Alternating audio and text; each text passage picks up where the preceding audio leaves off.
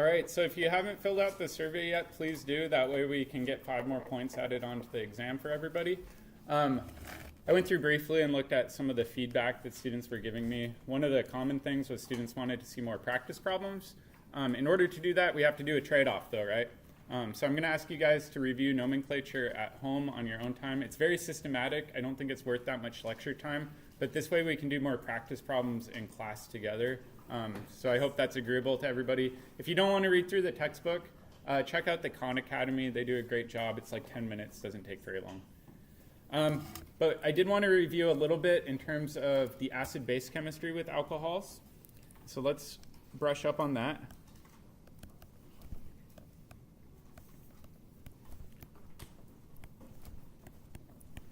And the acid-base chemistry is really straightforward. We'll start out with the simplest alcohol, water. And if you're familiar with general chemistry, you probably remember this reaction where water can actually attack itself, steal a proton, and create the hydronium ion. And it can create hydroxide. This is an equilibrium reaction, right? So I'll put a box here. We need to fill in the equilibrium arrows. Which side of the equilibrium do you think is favored? Left side or the right side? Left side, right? Does anybody remember the name of this equilibrium constant? Oh man, I'm going to have to give your Gen Chem teachers some grief. You guys remember Kw, right? So Kw describes the self-ionization of water. It's 10 to the negative 14th. That means that this really doesn't occur in any meaningful amount, right? So water can act as both an acid and a base, as do most alcohols. However, they're not very good acids and they're not very good bases, right? The pKa of water, for example, is about 15.7, although it is somewhat debatable right now whether or not it's actually 14 or 15.7. We know it's in the ballpark of 14 to 15 though. So we know that water can do either of these as with most alcohols. Let's take a look at a more generic alcohol though. And we know that an alcohol can be anything that has an OH group on it as long as that R group isn't a carbonyl, right? And we can have this react with water in this case. And in this case, let's show water being the base here. And it can pluck off a proton. And again, we know that this isn't going to be very favorable. Water's not a very good base. And if we do this, we end up creating an oxygen with a negative charge. And we end up making water here. The reason I wanted to show this is to go over some naming. We've got this guy up here we know is a hydronium ion. Over here we've got the hydroxide ion. And down here we don't have a hydroxide ion because there's no hydrogen there. Instead, this is called an alkoxide ion.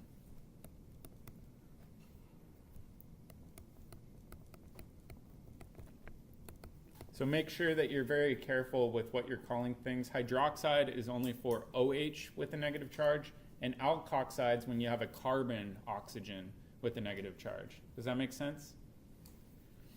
All right, the pKa of most alcohols is in the range of 9 to 18. That's a huge range, right? Talking about 9 pKa units, that's 9 orders of magnitude range. Why do you think that is? What can cause an alcohol to be more acidic than another alcohol?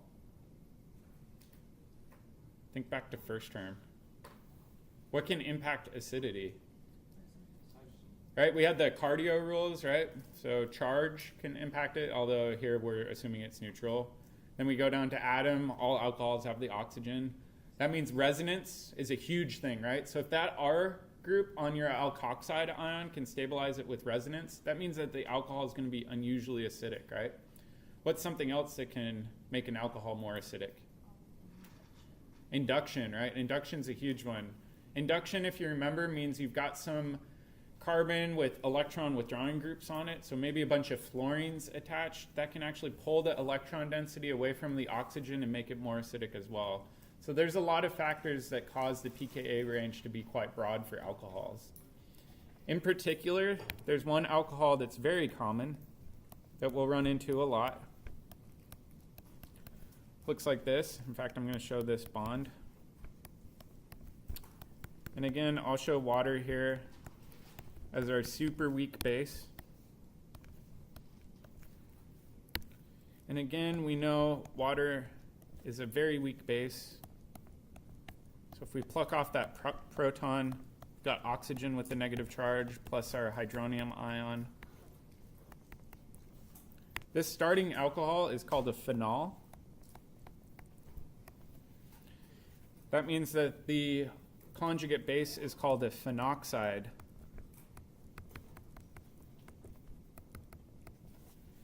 And in this case, the negative charge on your phenoxide ion can be stabilized via resonance, right? That negative charge can actually be pushed into the ring and around the ring.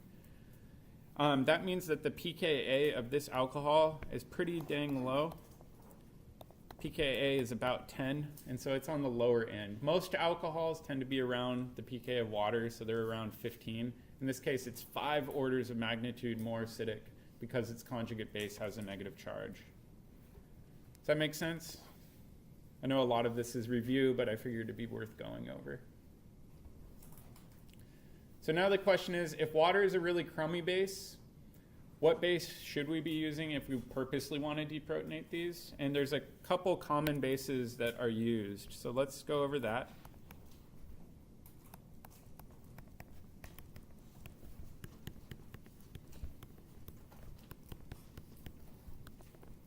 Okay, so let's say we're purposely trying to make an alkoxide.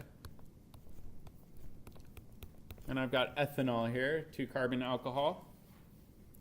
We need to pick a really strong base in order to make our ethoxide radical, or sorry, ethoxide anion.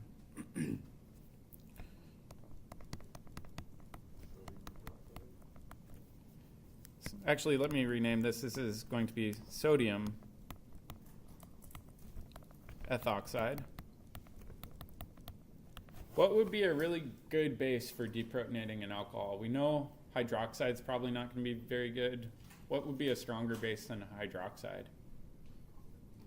Anybody want to throw one out? Methoxide? We could use methoxide, but then the conjugate base is about the same pKa as the thing we're trying to make, so that wouldn't be very good. Maybe methoxide. Sodium hydride? Yeah, absolutely. We use that a lot in E2 chemistry. You guys remember sodium hydride?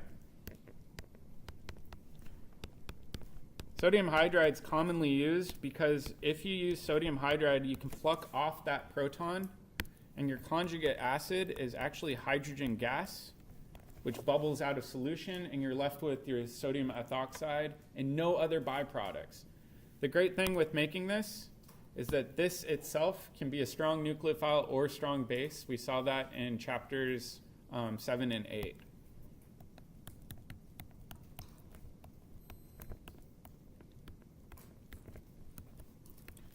All right, alternatively, if you don't want to use sodium hydride, you've got another option, and that is to use an alkali metal. So let's say we have ethanol again. We can use lithium, and I'll do the not sign. What does the not sign mean? Elemental, right? That means it's a pure metal. You can use sodium metal, or you can use potassium metal. Which one's the most reactive?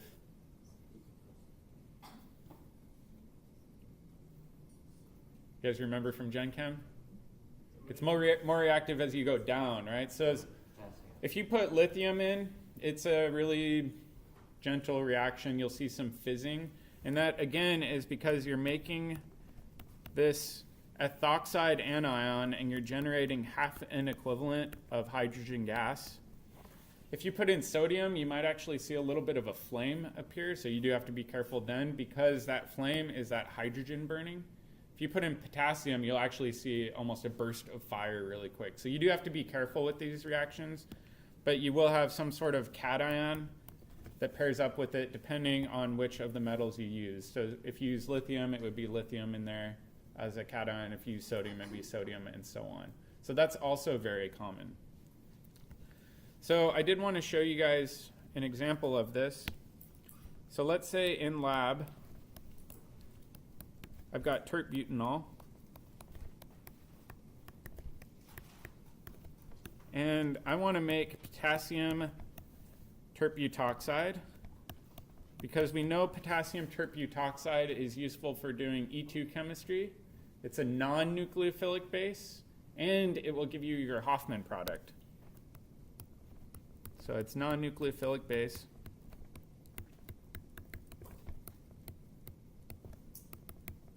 That favors Hofmann.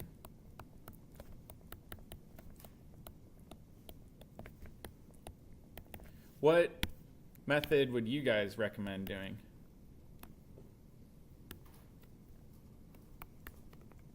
Which metal should we use if we want to do the metal wrap?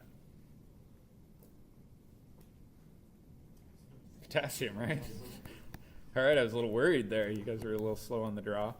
All right, so we got potassium metal there.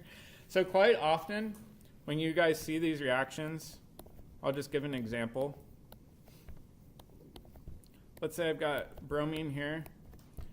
You'll see your tert-butoxide base, right? Which we know will favor the Hofmann elimination. But a lot of you were a little bit confused because underneath it you see tert-butanol as your solvent. This simply has to do with this reaction up here, right? So if we're trying to make this base, we're taking a bunch of solvent, we're hucking in potassium metal. A good chunk of that solvent will become our tert-butoxide base, but the remainder will just remain as solvent, right? So in this case, it's not uncommon to see your alkoxide alcohol pair as a set of reagents because that's simply how they are prepared. So often alkoxide is shown with its parent alcohol.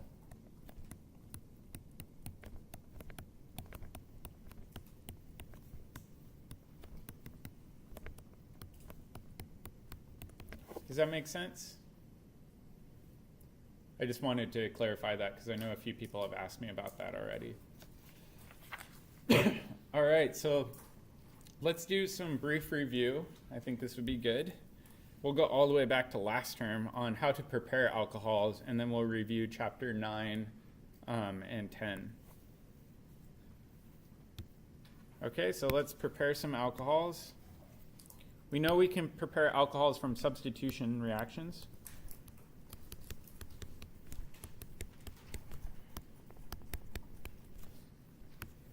And these are pretty straightforward, where we can have some sort of leaving group, and we can convert this into an alcohol. And what reagent would you recommend using? Should I use water? You guys are very quiet today. So we've got a primary electrophile.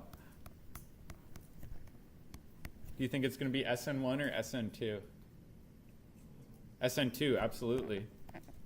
We know SN1 really only occurs on tertiary electrophiles or secondary ones with resonance. Okay, so if this is SN2, we need a strong nucleophile. So something like hydroxide would work really well for this substitution reaction, and you could get an alcohol.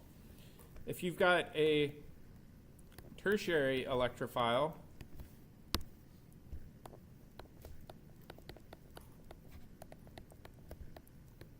and you want to swap off this bromine for an OH group, do you want to use hydroxide here?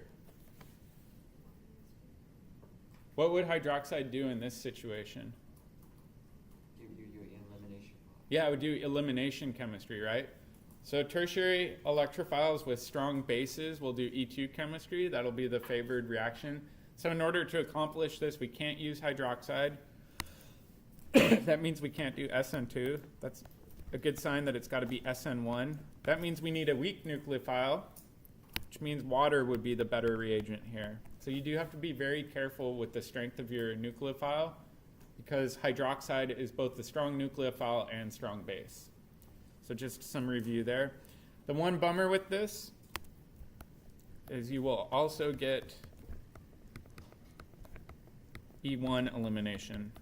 So this reaction isn't as common because it's really hard to avoid that SN1-E1 combo anytime you use a weak nucleophile that's also a weak base like water. Yep. Is that about a 50-50 combo? Or? That's a good question. So the question was, is it going to be 50-50 SN1-E1? It's really hard to tell. It's temperature dependent. So higher temperatures favor E1. Lower temperatures, then you get more of a mixture.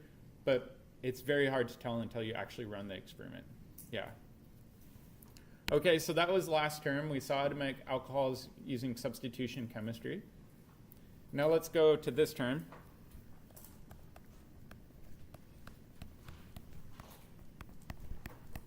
And we saw addition reactions in chapter 9. And so, for example,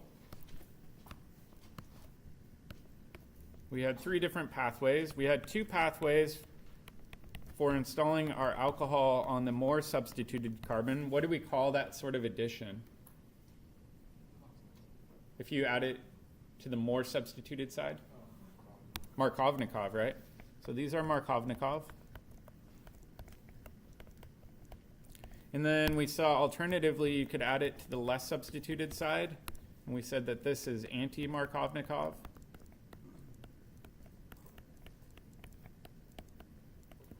All right, so let's do one of the Markovnikov addition reactions.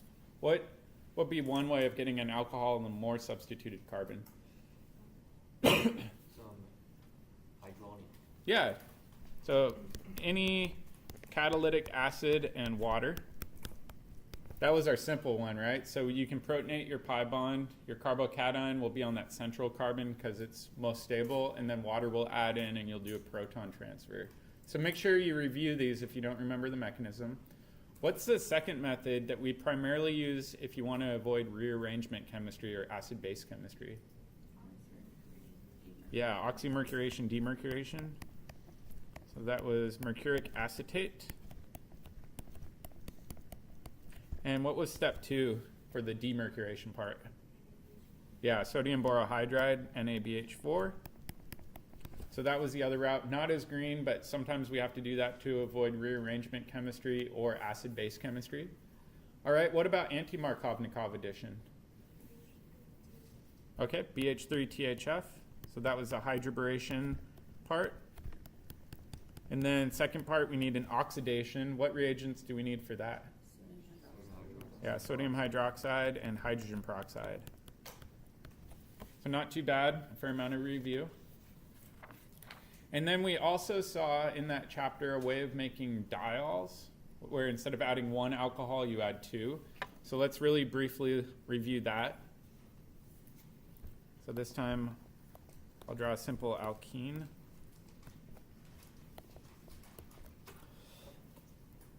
And we had 3 different reactions to make diols. We had one that always favored our syndiol, and then a second one that also favored our syndiol. Do we have to worry about enantiomers here? No, it's a meso compound. And then last but not least, we had one where it was an antidiol, where the alcohols were installed on opposite faces. And this one we would have an enantiomer. So these were syn. And then this one's anti. All right, what's one way of making a syndiol? We saw this on the exam. What was that? So that would be for an antidiol, close. So we can do MCPBA followed by acid and water in order to make an antidiol. What about a syndiol? We've got to use one of the other ones. Yeah, KMNO4. sodium hydroxide, and you need to run this reaction cold. If you run it too hot, you'll actually split it into a carboxylic acid, 2 fragments. They don't cover that in the book, but that's what happens if you run it hot. All right, what's the other one? Yeah, the osmium tetroxide, followed by sodium bisulfite and water. So we've got a bunch of different ways of making diols depending on which stereochemistry we want, right? So just thought we'd go through this review. We already know a lot of different ways of manipulating alcohols already from our previous chapters. All right, so this chapter we will be studying reactions of these alcohols and a couple of different ways of making them that we haven't seen previously. But before we do that, I want to go back and actually review some Gen Chem material, specifically oxidation chemistry. I'm sure you guys are probably tired of hearing about redox reactions at this point, but it's a good idea to review them.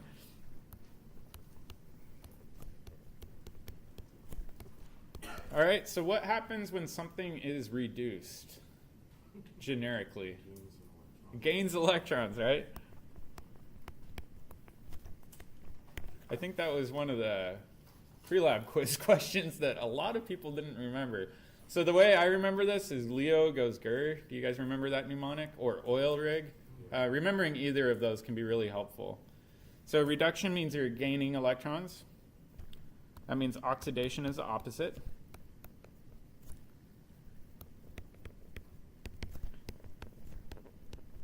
Is where you're losing electrons. All right?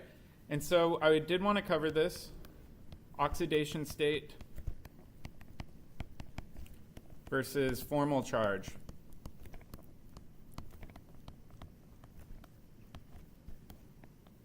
All right, so oxidation state is different from formal charge, but you do a lot of the same procedures.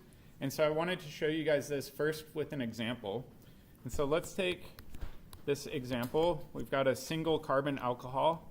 What do you think this might be called? Methanol, right? So it's got that meth prefix because it's only 1 carbon long.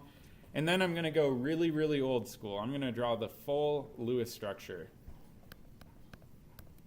So we've got a central carbon, got 3 hydrogens attached to it, single bond to an oxygen, single bond to a hydrogen. This way we can see all of our individual electrons. And then the next thing I do after I draw the Lewis structure is I decide which atom's more electronegative than the other when they're next to one another. So the more electronegative atom gets all of the neighboring electrons.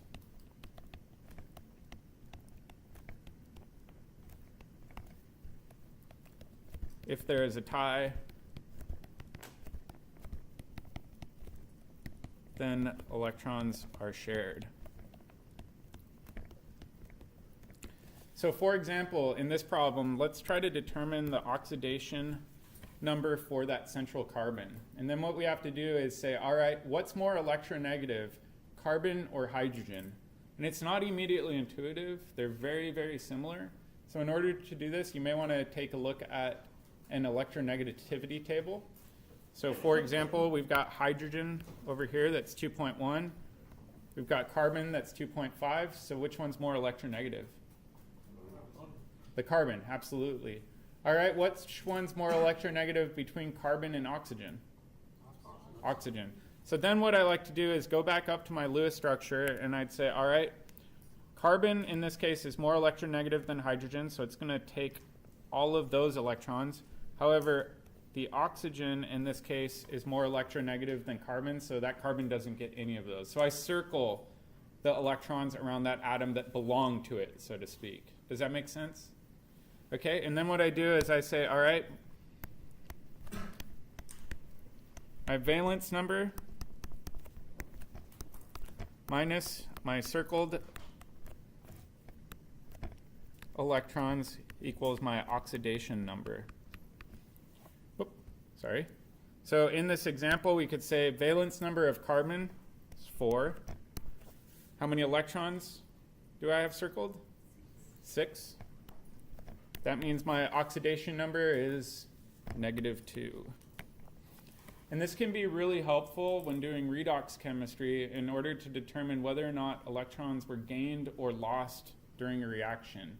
But it is important to remember that carbon is slightly more electronegative than hydrogen, so it does steal all of the electrons from a carbon-hydrogen bond when you're determining oxidation number. Another way of thinking about it is treat all the bonds as ionic. That's another way that sometimes is taught. However, I kind of like this method of just circling electrons. Does that make sense? All right, so let's take a look at an example reaction.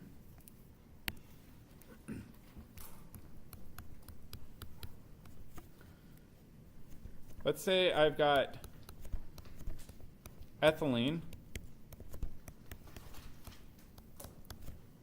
and I want to convert this to an alkane. Let's review what reagents do I need to convert an alkene like this into an alkane. Yeah, H2, not Lindlar's. That's for alkynes. Yeah, platinum or palladium on carbon, something like that. So I'll just write palladium on carbon. All right, so let's take a look at this reaction, and we specifically want to focus on the carbons. So for example, I'll pick one carbon. It doesn't matter because it's symmetric. So we'll compare the carbon on the left to the carbon on our product on the right-hand side. So let's go through and determine the oxidation state for each of these carbons, and then determine whether or not the overall reaction is an oxidation or a reduction. So for example, I'd say, all right, we've got 2 carbons. We've got a double bond there, so I'd show that. Got a single bond to 2 hydrogens. Single bond to 2 hydrogens. And like I said, we're going to focus on this carbon on the left. It doesn't really matter, though. You could do the right-hand side. All right. Carbon is more electronegative than hydrogen. We just said that, so it's going to steal electrons from these hydrogens. And then what about the carbon-carbon part? Shared, right? So I'm just going to cut this down the middle. Then I'd say, all right, my valence is 4 minus 6 circled electrons. That means the oxidation state here is -2, right? Make sense? Then we'll say, all right, we know in this reaction, we're going to take hydrogen and palladium on carbon. And then same thing over here, but now we've got a carbon-carbon single bond.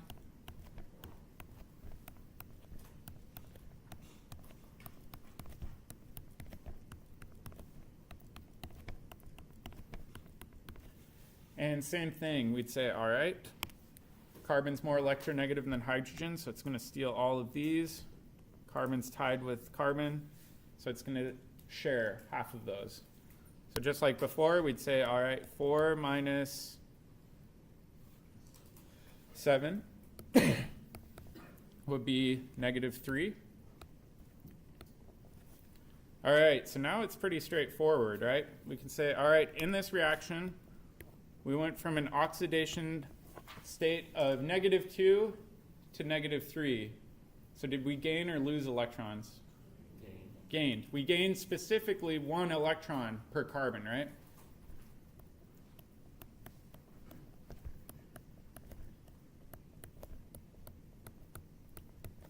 That means that this was an oxidation or a reduction reaction? Reduction.